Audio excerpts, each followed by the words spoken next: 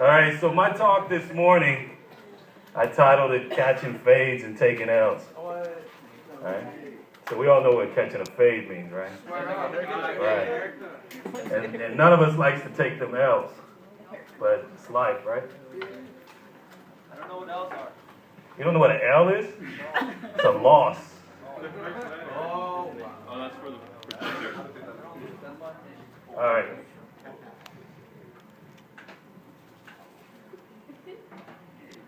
So, let's start out with some reality, right?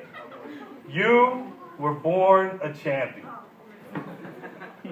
Right? You won the race against millions. When your mommy saw the gleam in your daddy's eye and magic happened, you were born destined to be a winner. Right? They should have crowned you when you came out. But somewhere between then and now, we've lost that winning mojo, a lot of us, right? Next slide. So, life goes through phases, and sometimes we win, sometimes we lose. Here, when I was born, I came out looking dope like this. I went straight to the scooter, because that's my thing. And I had to battle life. I was undefeated when I came out. When I started my battle against life, I was undefeated. Right? I was born Columbus, Ohio, 1970, May 18th. 7 pounds, 6 ounces, 21 inches long, with a fighting spirit. So when I come out, I get the little rule talk. Daddy tells me, hey, protect yourself at all times. You're destined to be a winner. Right? Obey the rules. Obey all my commands. And so I begin the fight. So round one comes. Everything's going good. Mom and dad are married. I got a sister. We're 13 months apart. Life is great. Dad used to come and swoop me up from mom, take me to work with him when I was just a little one. I'd ride around in the trucks, and my dad operated heavy equipment, so he would take me. I'd get to ride on the backhoes and the dumps, the loaders and the bulldozers. It was great. So I call that a win. So I took round one. I took round one hard. There was no stopping me at this point. So then, round two. Round two, I'm about 7 years old. Next thing you know, I know Dad's not living at home anymore. Uh-oh. My road dog is gone. So,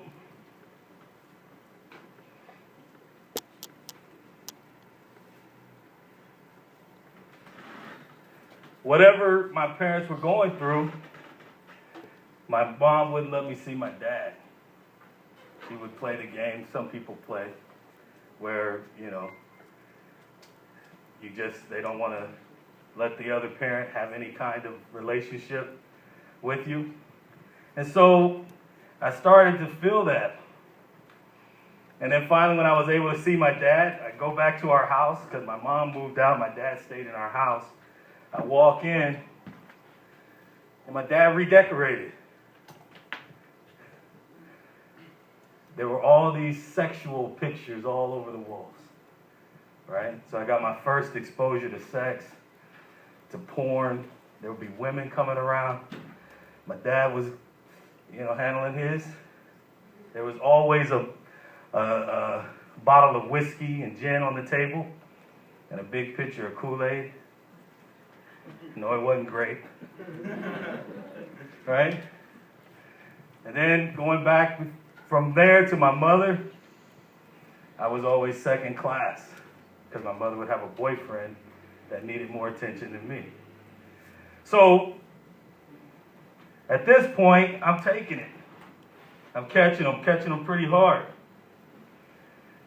And I feel like, man, this is pretty bad. But then I had one bright, shining point towards the end of this round. My parents reunited for 6 months. That was the happiest 6 months of my childhood. But then again, Dad disappeared. So the end of round 2 comes, and I took a heavy L right there. I got knocked down. And the corner man is telling me, between the rounds, stay focused, keep fighting. All right? Stay focused, keep fighting. So then I come to round 3. Round 3, I'm messing up.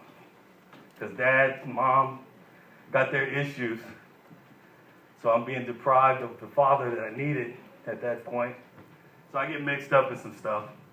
And I take a little trip down to Juvie Hall. All right? Some of you may have been there. It's not a fun place like they make it sound today. Today, going to prison is like a good thing. I don't know when that happened. Whenever someone takes your freedom away, it's never a good thing. So I did my little stint in juvie, and I came out, and my mom had a new boyfriend. This guy's name was Bob. Yeah, Bob. All right. I was 17. Bob was 24.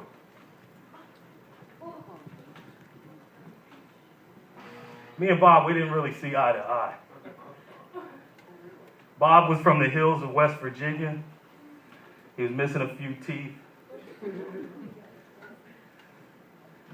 And he had poor hygiene. And my mother kicked me out of my house because me and Bob couldn't get along. Right? But I said, I want to stay here. I want to live in this house. So my mother, she made me ask Bob if I could stay in my own home. Yeah. So I asked Bob, I humbled myself, and I said, Bob, can I come home? And he said, do you think you can behave yourself? And I said, yeah, I'm good. So then I went home. And, I started stewing. I was getting angry. And one day, I just grabbed all Bob's stuff. I threw it outside. And when Bob came home, he asked who did it. And I said, me. So then Bob, I guess he didn't like that. So Bob and I, we mixed it up a little bit, and I threw him out the house. And that ruined our holiday season that year. So I caught another L.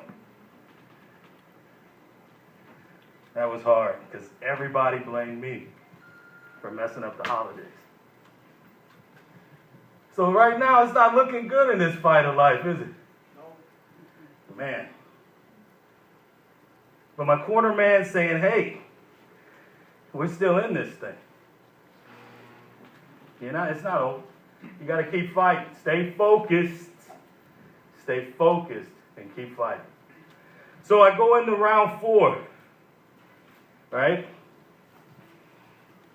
I was still doing school, sort of. Some of y'all see my record, my senior year in school. Nothing to be proud of. But I had enough in the tank that I still was able to go to college. So I get into college, and I start doing well in college. I go away, of course. It's better that way. Start doing well in college. I get into some programs. I become a National Institute of Health biomedical research scholar, and I joined some other things. But then, even though I was doing good on the academic side, I had some deep hurt and pain inside myself that I had to deal with.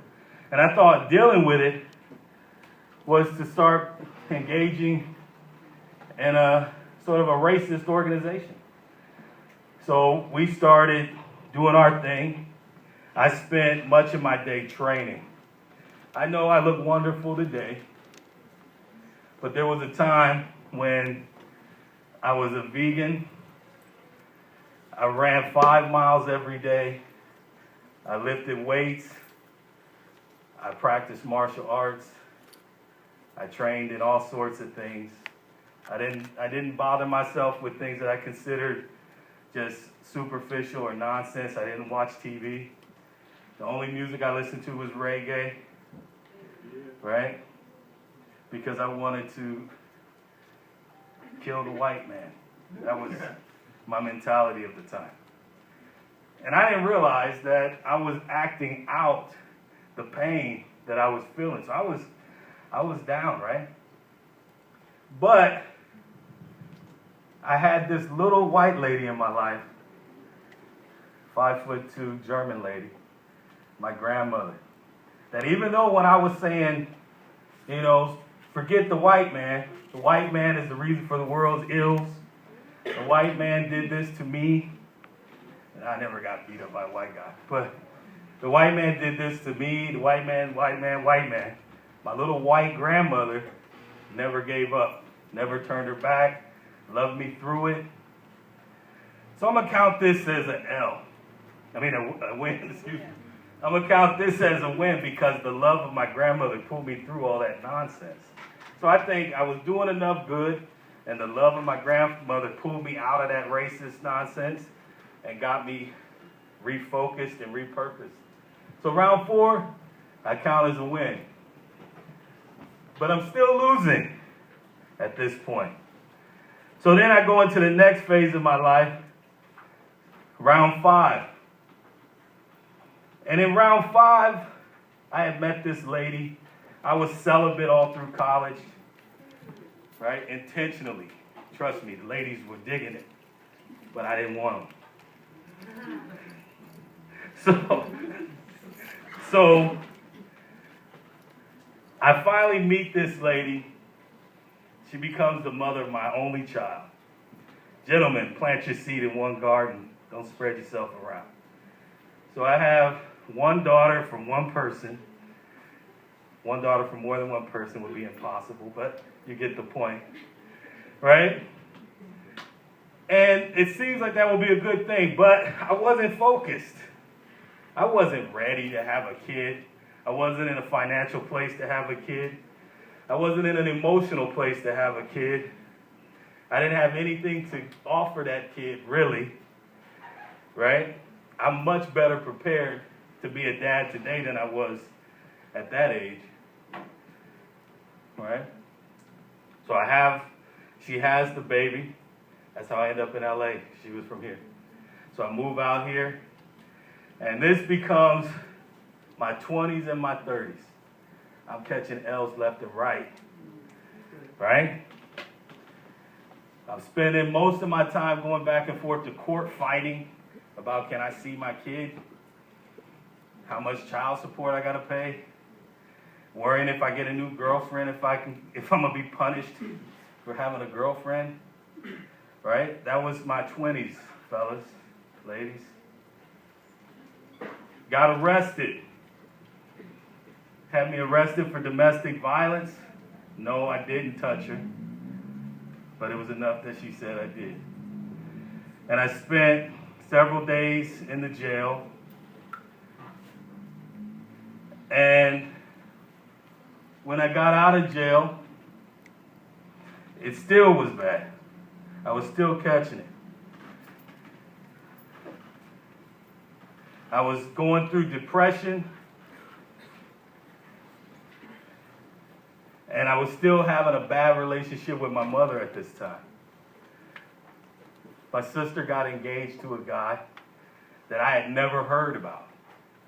So I asked the question, why? Sounds innocent enough, right? Why? So my mother then tells me I'm the devil. And we stopped talking for 10 years. So I'm catching another L. I'm going down the L road. It's pretty bad. But then towards the end, you know, I graduate from law school. I find another lady who seems to love me. It's going well. But then I throw it all away. And what did I throw it away for? I got involved with adult photography and entertainment. And she didn't like that. But I did. And what I liked was what mattered, right? But when you enter into a relationship with someone, you marry somebody, you can't be going off and creating new programs after the game started. You can't change up the rules. And I did. So I found myself on the outs. I lost everything. Had, a couple homes, cars, that kind of stuff. My dogs even. Lost everything. Because I wanted to do something stupid. I wanted to be me. So I took an L. Round 5, took some major L's. And then round 6 pops up. Now here things start to look up, right? Because at this point I was running with outlaws, because I'm into the motorcycle thing. I like being a little bit dirty.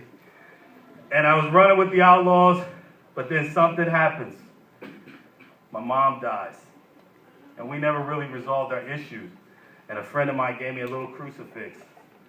Before that, I was like, man, keep your Christianity. But something happened when they gave me that. And I started just thinking, I felt the pull. My whole life I had felt this pull. Right?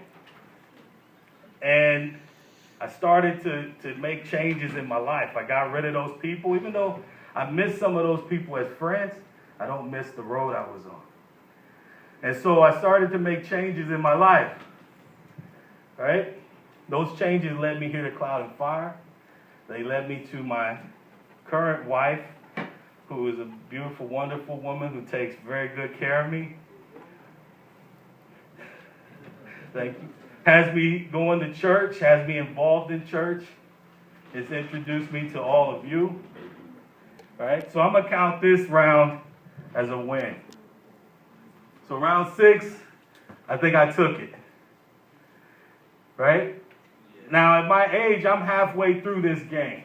The fight's not over.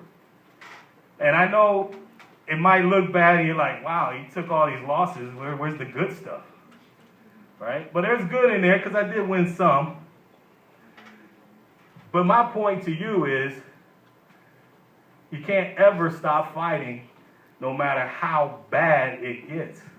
No matter how many L's you're taking, there's a win in you because you were born a winner. You weren't born a loser, right? The loser sperm don't make it, right? Once that winner gets in there, the egg shuts down, that's it. That's Miss Christine. You were winners. Don't believe it when people tell you you're not. People will tell you everything to keep you from doing what you should be doing. And my corner man, even though I didn't know it at the time, was Jesus. He was talking to me. He was telling me, hey, stay focused. I got purpose for you. You have something to do. I ignored it and I suffered consequences. Like I said, I lost my first wife, running around doing foolishness. Lost my house, and that was painful. Lost a lot of money. Lost a lot of material things. But you know what I didn't lose? I didn't lose his love. I never lost that. He kept me there. He brought me through it all. And I'm here to tell you I'm still fighting. And I hope that you guys all take this chance to fight with me. So we'll be fighting together this whole year long. If you ever want to quit, wait. Do it tomorrow. All right? God bless you.